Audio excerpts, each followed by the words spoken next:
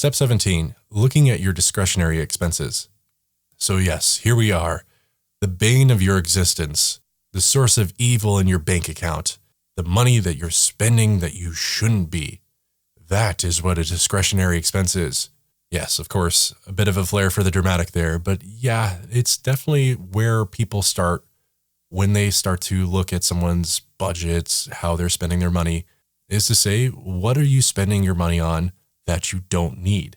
When separating a need from a want, how we classify a discretionary expense is that, using the 4 criteria we have before, a discretionary expense is an expense of variable amount that you have complete control over. It may or may not have a time interval, it's not needed for day-to-day living, and it can be reduced or cut out entirely. So discretionary expenses obviously are where people often start when trying to get on track for personal finance, get out of tough financial times, etc. Read just about any book out there on personal finance, and 9 times out of 10, they'll start with something like the latte factor, saying that coffee you get every day at Starbucks on your way to work, well, you can cut that out. You're going to have to deal with homebrew or Keurig or just not drink coffee at all. Suck it up.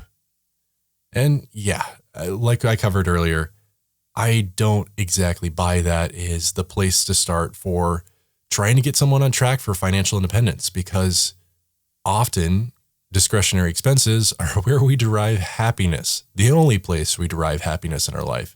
We certainly don't get any joy out of spending money on the utility bill or the rent.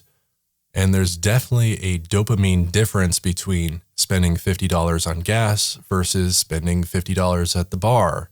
And that really highlights the problem with discretionary expenses and identifying them. And even knowing all of that, how would you classify something like a gym membership? Is that an essential expense or not? And unfortunately, that highlights the problem with discretionary expenses and identifying them.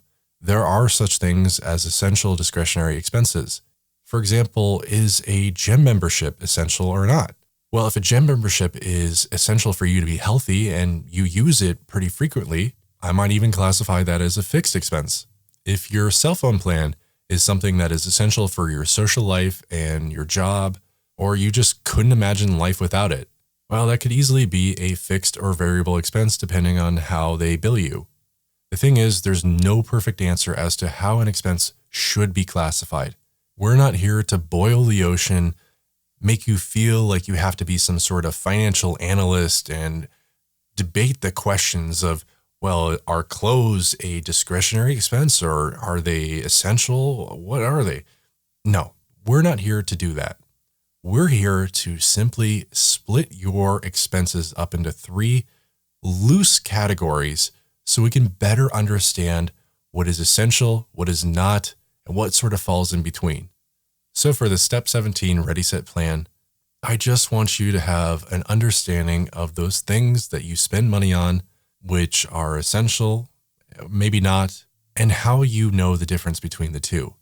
I want you to feel like you have ownership over your expenses, because so often we make knee-jerk reactions or knee-jerk decisions about spending money, and then we forget about them or we hide them from ourselves or spouses. And really all I'm trying to do is get you to recognize and be cognizant of how you're spending your money, where you could be spending less of it, and where you need to make decisions about where to cut back so that you have more at the end of the month that you can put aside for savings and emergency funds and investments and start to really get ahead. This is not meant to have you sacrifice your happiness, tell you that you need to get by only spending 25% of what you bring in, or anything extreme like that. You need to do what works for you. You need to cut back in ways that work for you so that you can get ahead in ways that work for you. This is short-term pain for long-term gain, and that's something you have to remind yourself of every time you have to make those hard decisions of, well, I could do less. Yes, I could cut that out. For this Ready Set Plan, all I really want to do is use the rest of the expenses that you identified to try and derive some sort of average that you spend every month on discretionary expenses.